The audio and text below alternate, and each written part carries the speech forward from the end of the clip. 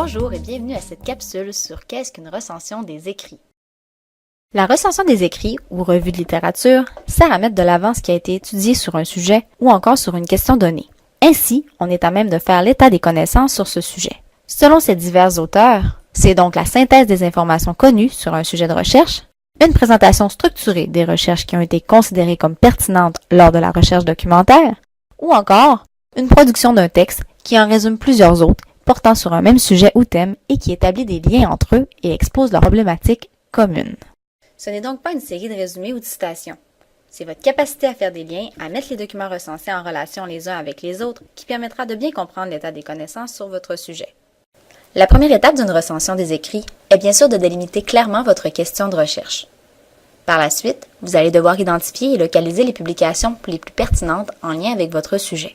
L'utilisation des ressources de la bibliothèque, comme les bases de données et le catalogue, peuvent vous être utiles. N'hésitez pas à consulter votre bibliothécaire ou le technicien associé à votre discipline pour planifier votre recherche documentaire. Lorsque vous aurez fait le tri dans les documents trouvés, faites un court résumé de ces derniers. Cela vous aidera à cibler les thématiques les plus importantes à aborder dans votre recension. Vous serez plus à même de comparer les publications entre elles et leur rapport à la problématique. Lorsque vous en serez rendu à la rédaction, en introduction, vous exposerez la problématique commune des textes, vous amènerez votre sujet. C'est dans le développement que vous allez définir, expliquer, appuyer par les écrits, ce que vous avez fait ressortir dans ces derniers. En conclusion, vous allez faire le point sur l'ensemble de la problématique commune, revenir sur les points importants. Voici un exemple de recension des écrits tiré d'un article scientifique. En introduction, on fait une mise en contexte du sujet qui sera abordé. Dans ce cas, on parle de rétention personnelle. Par la suite, dans ce qui correspond au développement, chaque thème ciblé dans les écrits fera l'objet d'un paragraphe.